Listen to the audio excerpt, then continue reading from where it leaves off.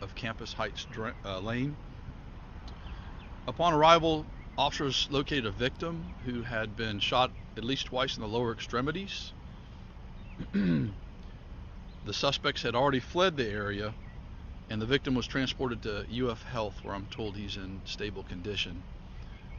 The investigation is obviously early, still fluid, but detectives are on the scene right now investigating, and from what we can tell so far, it appears that there were multiple car burglaries in the neighborhood prior to this, and that our victim was also the victim of one of those auto burglaries.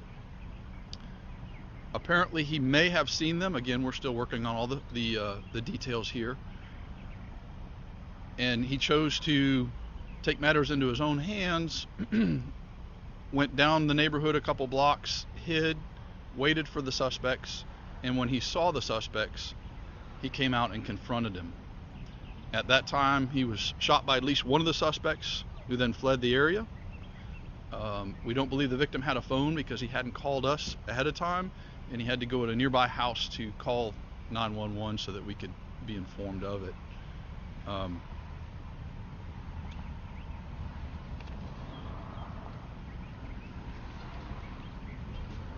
With that, we're still, again, trying to determine some of the exact details and get you guys better descriptions on some of that. We definitely want to use the media's help to try and get the information out and keep the public informed, but given the state of today's technology and social media, we also have to make sure the integrity of the case is first and foremost before we give out too much information. But I'll try and answer questions with that if you have any questions. When were these car burglaries taking place? Was this recently? Was this just last night, or has this been happening for several days? So this particular incident was all last night.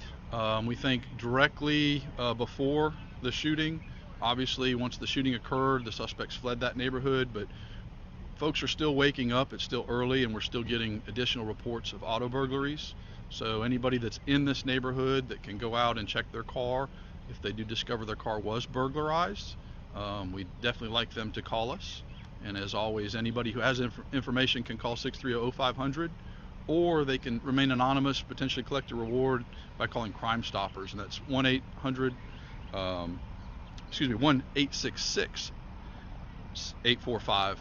Is there anything you could tell us about the suspects? Were there two of them? We believe there was at least two. Again, we're still working on that. There was possibly a third one. Very vague descriptions. Again, the detectives are working the scene now, hoping to get some video from some of the neighboring houses and that kind of stuff that'll help pinpoint that. But the information right now that we have so far is just younger black males. How many car burglaries are there? Like, what's the tally right now? I don't have that exact number for you, but I know it's continually going up, even as we've been sitting here, again, as people wake up and come out. And then we're going to go back through the neighborhood, canvass all the houses, and try and pinpoint how many. But there was multiple so far. And what should people do?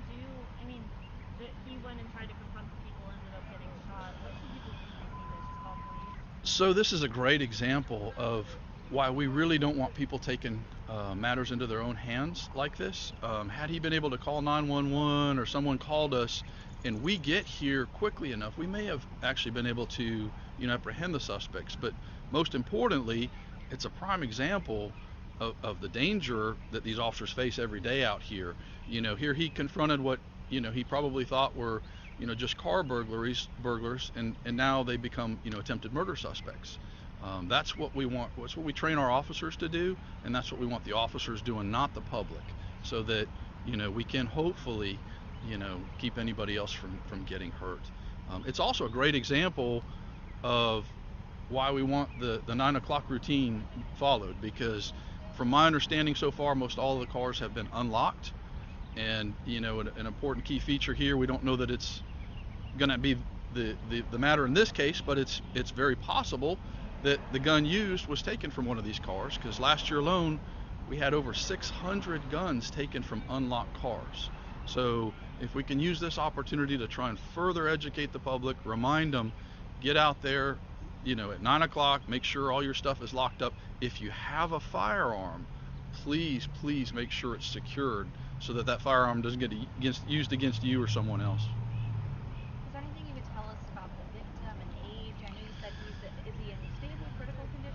I'm told stable condition, in mid 20s. I can't really release any more information, Marcy's Law and all that kind of stuff now, but mid 20s, black male, and I think his intentions were obviously to, try and confront these and stop the You said burglaries. lower extremities. Is that like the stomach, the abdomen where he was hit? Lower half of the body. Again, I didn't see it. I don't have exact information. I wouldn't want to give you incorrect details. Okay. Do you believe there's any other threat to the community at this point? There's no immediate threat right now.